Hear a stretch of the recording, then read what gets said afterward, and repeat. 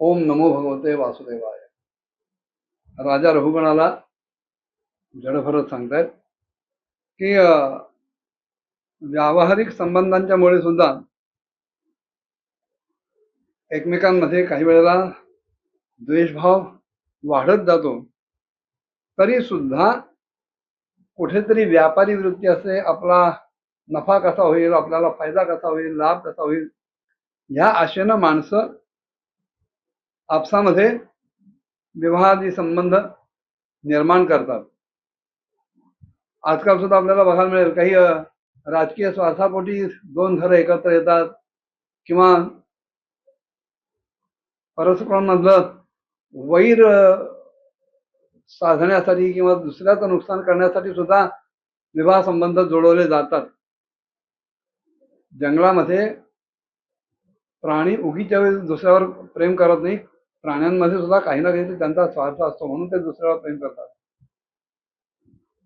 पेटाऱ्यात ठेवलेला साप आजूबाजूने जर उंदीर हिंडत असेल तर तो त्याच्या भाषेत उंदराला सांगतो की अरे बाबा, तू हा पिंजरा जरा त्याला भोग पाड, कारण तुझ्याकडे ते कुरतडण्याची शक्ती आहे.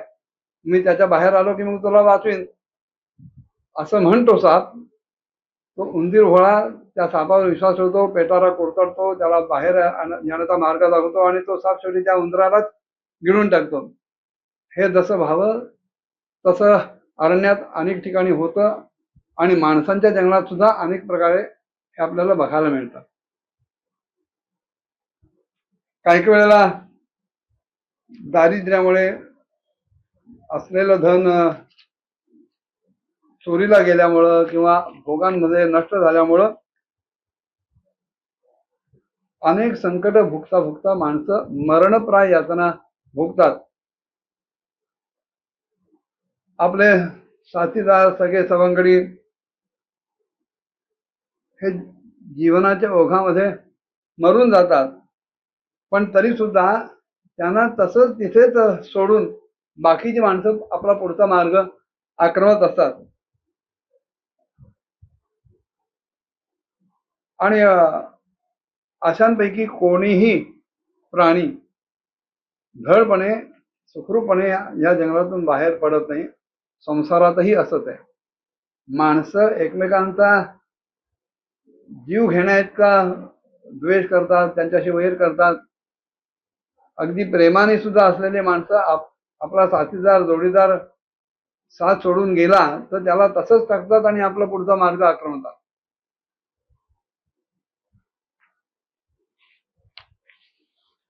तात्पर्य एवढंच आहे की जंगलातले जसे प्राणी फार क्वचित एखाद दुसरा सुखरूपपणे जंगलाच्या बाहेर पडू शकतो, तसंच या संसाराच्या जंगलातून सुद्धा सामान्य मनुष्य सहजपणे बाहेर पडू शकत नाही.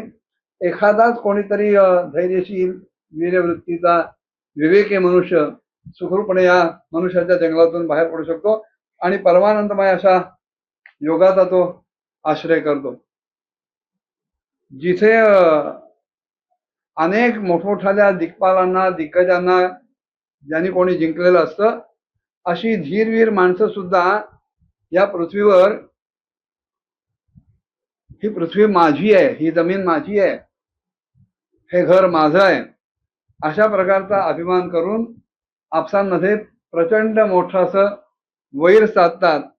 आणि एखाद्या रणभूमीवर जसा शौर्य गाजवत लढावं, तसं सामान्य संसारामध्ये सुद्धा थोड्या थोड्या बिनमहत्वाच्या गोष्टींसाठी सुद्धा भांडणं करतात, कलह करतात.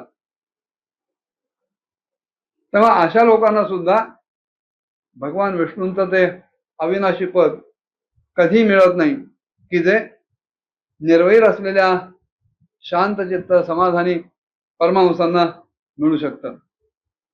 प्रसज्जती क्वापि लता भुजा श्रेयस्तदा श्रेया व्यक्त पदद्विज स्पृहा क्वचित कदाचित हरिचक्र तत्सन् सख्यम विधत्ते बगकंक गृध्रैहि. अरण्यात ज्याप्रमाणे काही वेळेला हिंडणारे हे जे बाकी कळपातनं हिंडणारे जे प्राणी आहेत, ते एखाद्या वेलीचा किंवा झाडाच्या फांदीचा आश्रय घेतात आणि त्या वेलीवर किंवा त्या फांदीवर राहणाऱ्या, गोड गोड बोलणाऱ्या, अशा मधुर आवाज असणाऱ्या पक्ष्यांच्या मोहामध्ये अडकतात. पण एखादा सिंह कधी डरकाळी म्हणून अंगावर झेप येईल सांगता येत नाही. आणि मग अशा सिंहाला घाबरल्यानंतर ते दुसऱ्या कुठल्या तरी सामान्य प्राण्याकडे जातात. माणसांचंही असंच आहे. संसाराच्या या जंगलामध्ये माणसं जरी कळपानी, परिवारानी, कुटुंबानी, घोळक्यानी जगत असली, हिंडत असली, तरी सुद्धा काही काही वेळेला नको त्या गोष्टींचा आश्रय घेतला जातो. एखादी व्यक्ती चांगली वाटते,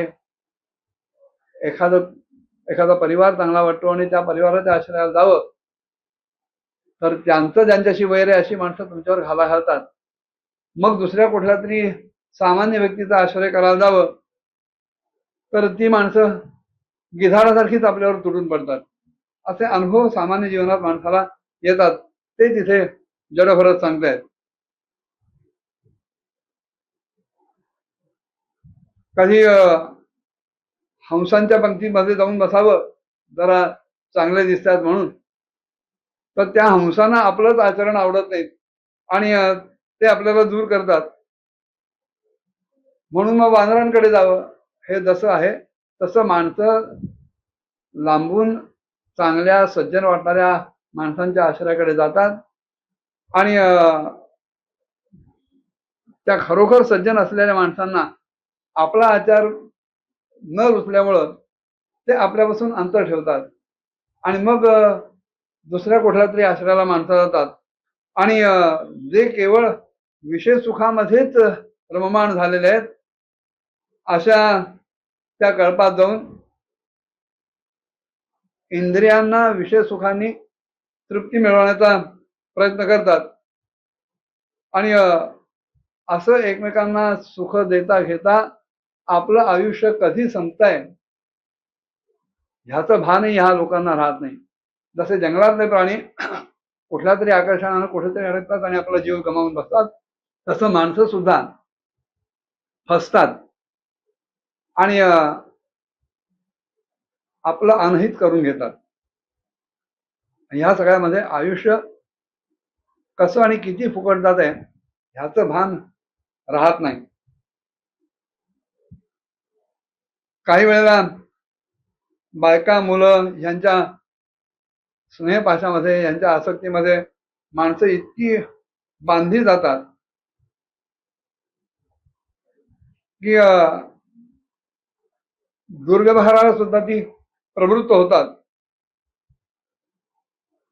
किंवा त्यांच्या बरोबरचे जे भावनिक बंध असतात हे सुद्धा तोडण्याचं धैर्य अशा लोकांकडे नसतं आणि मग ते अगतिक होतात. काही वेळेला बेसावध राहून पर्वताच्या गुहेत शिरतात आणि वरनं काहीतरी कोसळतं. जंगलात ज्या ज्या गोष्टी, ज्या ज्या घटना जशा घडतात तशाच घटना संसारामध्ये, माणसांच्या जंगलामध्ये अनेकांच्या अनुभवाला येतात. हेच जडभरताना सांगायचं आहे. एखाद्या संकटातून सुटावं आणि आपल्या माणसांमध्ये यावं, तर तिथे दुसरं कुठलं तरी संकट उपस्थित असतं. असं एकातून दुसऱ्यात, दुसऱ्यातून तिसऱ्यात संकटांच्या मालिकेत जाता जाता आपलं आयुष्य क्षीण होत आहे, संपत जात आहे. आयुष्याची दोरी कमकुवत होते, ह्याचं भान सुद्धा माणसांना राहत नाही. आणि म्हणून शेवटी रघुनाथ सांगतायत, राजा तू सुद्धा या अशाच मार्गांवर भटकत राहिलेला आहे आणि म्हणून मी प्रजेला दंड देईन असं तू वृथात म्हणतोय. तेव्हा असा प्रजेला दंड देण्यापेक्षा प्रजेचा सुहृद हो, मित्र हो, स्नेही हो आणि विषयांमध्ये अनासक्त राहून भगवत सेवेसाठी सदैव तत्पर राहा आणि अशा भगवत सेवेमुळे जे काही ज्ञान मिळेल ते ज्ञान हे जणू तीक्ष्ण हत्यारे, तीक्ष्ण तलवार आहे, तीक्ष्ण सुरी आहे, धारदार सुरी आहे असा विचार करून हे जे मागते दोर आहेत हे कापून काढ. हा जो अहिताकडे नेणारा मार्ग आहे तो मार्ग बंद कर. एवढा ऐकल्यानंतर राजा रघुगण म्हणतोय की महाराज, मी असं ऐकलंय, माझ्या अनुभवालाही आलाय की सगळ्या योनींमध्ये मनुष्य जन्म, नरयोनी ही सर्वात श्रेष्ठ आहे. अगदी कृमी कीटक आणि वन्य पशु पक्ष्यांपेक्षा तर श्रेष्ठ आहेत, पण परलोकात देव दानव गंधर्व यक्ष किन्नर यांच्यापेक्षा सुद्धा मनुष्य योनी ही श्रेष्ठ आहे. कारण तिथे जरी तुम्ही गेलात तरी मर्त्यलोकात केलेल्या कर्मांचं फळ तिथे तुम्हाला भोगायला मिळतं. तिथे तुम्हाला कर्माचं स्वातंत्र्य मिळत नाही.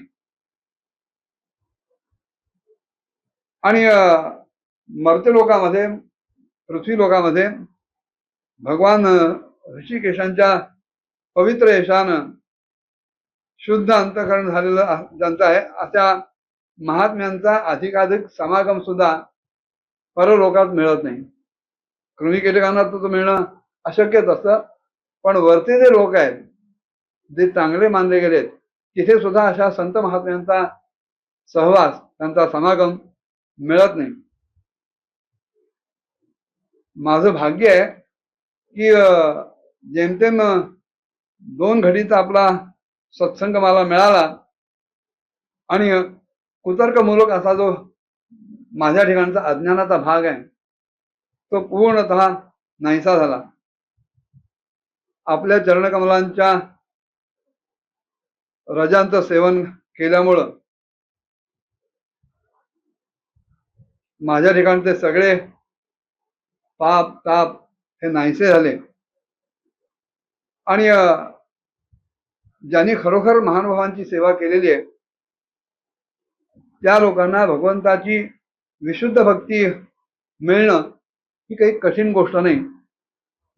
आपला जो मला हा संपर्क मिळाला, सहवास मिळाला, त्यामुळे माझी सुद्धा अशीच भावना आहे. नह्यद्भुतं त्वच्चरणां रेणुभी हताम हसो भक्ती रथोक्षजे मला मुहूर्तिकाद्यस्य समागमाच मे दुस्तर्क मूलोपहतो विवेका. आपण माझ्या ठिकाणचा जो अविवेक आहे, अज्ञान आहे, त्याचा पूर्ण नाश केलेला आहे. आणि म्हणून नमो महद्भ्यो नमः शिशुभ्यो नमो युवभ्यो नमः वटुभ्यः ये ब्राह्मणा गामवधूत लिंगाः चरन्ति तेभ्यः शिवमस्तु राज्ञाम्. आपण माझ्या ठिकाणचं अज्ञान घालवलं, माझ्या ठिकाणचा जो कुतर्कजन्य दुस्तर्कजन्य जो मलिन भाग होता तो आपण घालवलात. आता आपल्याच साहचर्यामुळं, जे की अल्पकालीन साहचर्य लाभलं, त्यामुळे मला आता अशी बुद्धी आली की जे ब्रह्मज्ञानांमध्ये वयोवृद्ध आहेत त्यांना मी नमस्कार करतो, जी लहान निरागस मुलं आहेत त्यांनाही नमस्कार करतो, जे तरुण आहेत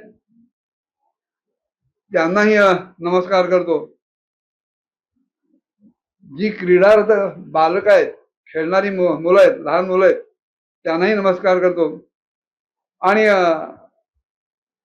अवधूत वेशामध्ये जे ब्रह्मज्ञानी स्वतःच तेज, स्वतःच रूप लपून इकडे तिकडे हिंडतायत, अशांकडनं माझ्यासारख्या ऐश्वर्यांना उन्मत्त झालेल्या राजे लोकांचं कल्याण व्हावं अशीही प्रार्थना मी करतो. एवढं सगळं झाल्यानंतर शुकमामुनी राजा परीक्षिताला काही सांगू बघतायत. ते काय होतं पुढच्या भागात बघूया. ओम नमो भगवते वासुदेवाय.